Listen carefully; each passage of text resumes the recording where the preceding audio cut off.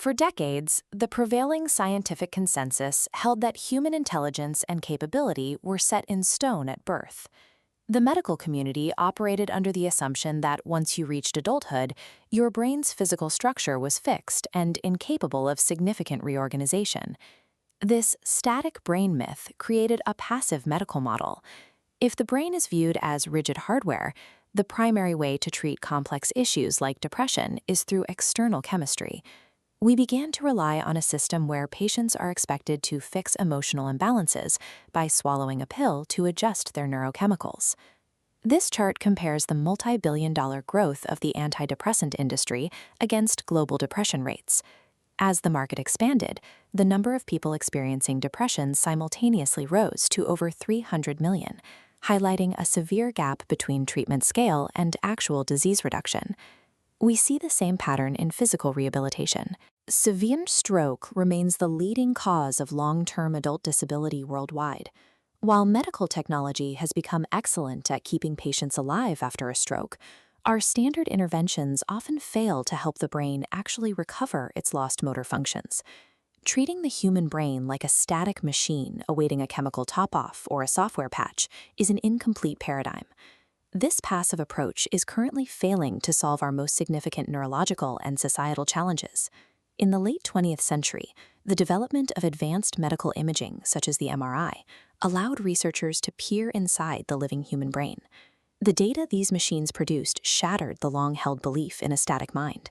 The scans revealed that even when a person is at rest, sitting quietly and thinking of nothing, the adult brain is highly active. It is constantly shifting and reorganizing its internal connections in response to the world around it. This physical adaptability is known as neuroplasticity. Every time you learn a new fact or practice a new skill, you are physically changing the circuitry of your brain. You can think of neuroplasticity like a dynamic, connected power grid. Every thought, emotion, and physical action sends electrical signals across this grid. Repeated actions carve out well-traveled roads, making those specific pathways easier for the brain to use in the future. This discovery changes the logic of neurological health. Physical behaviors serve as the primary driver of biological change within the brain. This process happens in 3 distinct stages, starting with chemistry. When you begin a new task, your brain rapidly increases the concentration of chemical signals traveling between neurons. This rapid spike supports short-term memory and immediate improvements in motor performance. This temporary chemical surge is why you can spend a single afternoon getting better and better at a skill like juggling, only to find that those improvements have vanished by the next morning. The chemistry was there, but the permanent change wasn't. To turn a temporary improvement into a long-term memory, the brain must move to the second stage, structural change.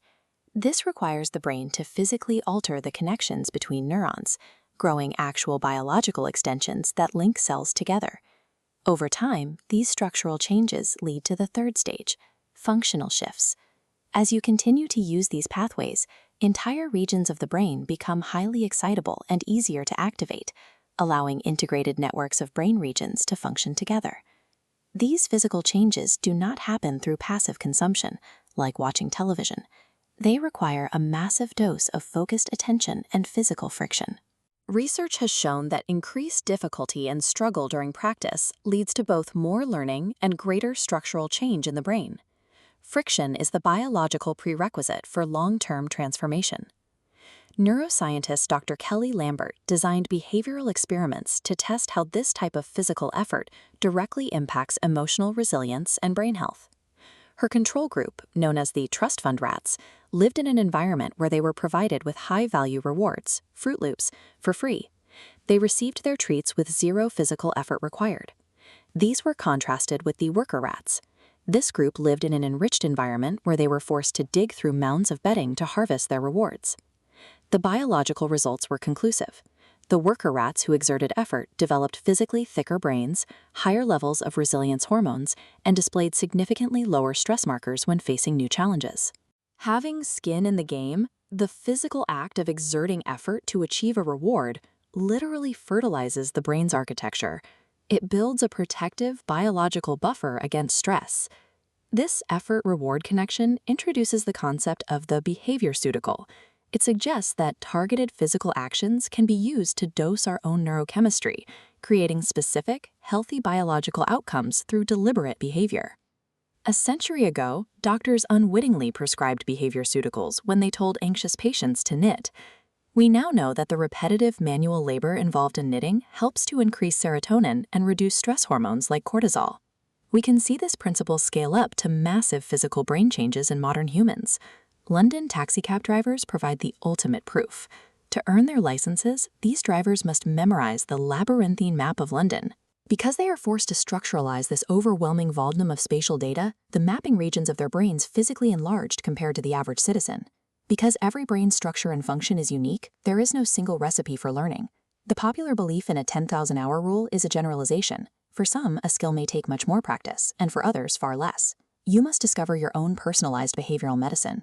Remember that neuroplasticity operates in both directions. Your brain is being shaped just as aggressively by your bad habits, your addictions, and the things you choose not to do. Your brain is not a static machine, but a living muscle being rewired by every action you take. This leaves you with the ultimate responsibility to deliberately build the brain you want for tomorrow.